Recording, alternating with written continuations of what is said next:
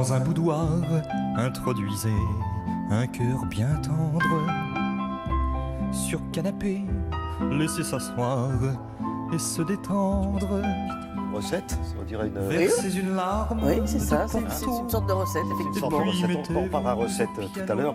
Donc on va sur les bords de la Garonne. Bah oui, parce que toute cette semaine, on a fait des douceurs, des gâteries, comme vous avez dit en début d'émission. C'est vous qui avez fait l'avez des dit. gâteries en début Voilà. d'émission. Et en fait, c'est ça qui est important, c'est qu'on a fait un tour de France de toutes ces spécialités sucrées. Et là, forcément, on ne pouvait pas terminer. Hier, on parlait de brioche vendéenne. Aujourd'hui, le cannelé. On part du côté de la Gironde, on est à Bordeaux. Et en fait, on va se rendre compte qu'avec le cannelé, c'est vraiment toute l'histoire et un bout de l'histoire de Bordeaux qu'on va croquer. Alors, c'est devenu un petit peu quelque chose qu'il faut qu'on ramène. C'est comme une carte postale gourmande. Il faut faire attention. Moi, je vous conseille d'aller chez des boulangers. Nous sommes allés chez une boulangère. Elle s'appelle Lily.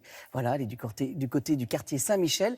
Et surtout, on s'est laissé guider par Jean-Pierre Xiradakis, restaurateur depuis plus de 40 ans, du côté du vieux Bordeaux. Et lui, en fait, il a écrit des livres. Il connaît tout sur l'histoire de Bordeaux. Et justement, je me suis laissé conter l'histoire du cannelé.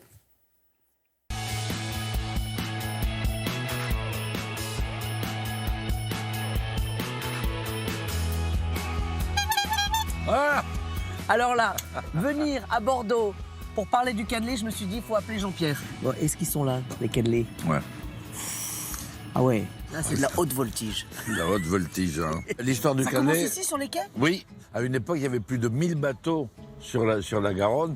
Donc, c'était une activité qui était intense.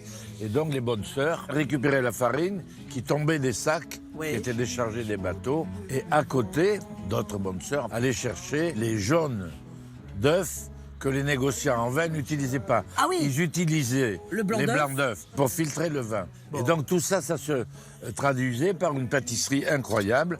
Si j'ai bien compris, tout ce qui vient de Bordeaux est bon. C'est pas bon, c'est exceptionnel.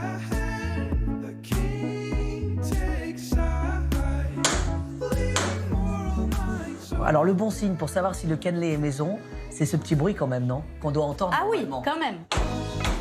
On démoule tout de suite après. Oui, parce que si on attend trop longtemps, comme ça pète un peu le cala, ça ne se démoule plus. Qu'est-ce que c'est la recette du cannelé?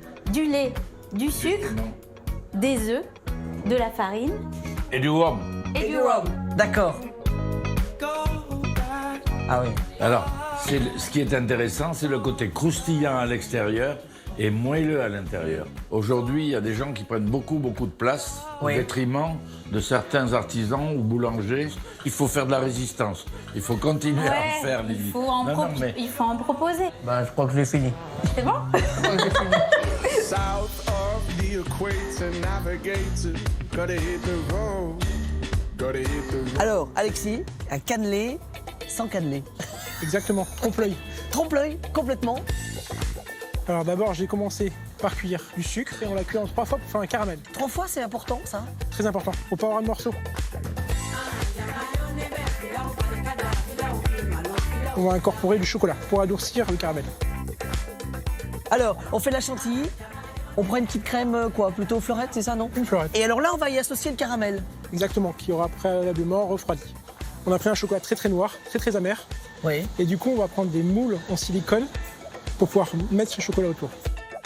On va prendre cette chantilly au caramel, l'incorporer dans le moule négatif et ensuite, on va délicatement incorporer au cœur du caramel liquide. Ah oui, c'est pour ça que là, on met la pipette vraiment à l'intérieur pour que le caramel soit dedans. Et alors moi, ce que j'adore, c'est que quand même, la technique pour mettre le chocolat sous le cannelé. Vous avez remarqué? Bah oui, il mais faut un bon. tourne-disque. ouais. Il faut mettre en 33 tours Ouais. et le faire tourner Vitesse doucement. douce, hein. Vitesse douce.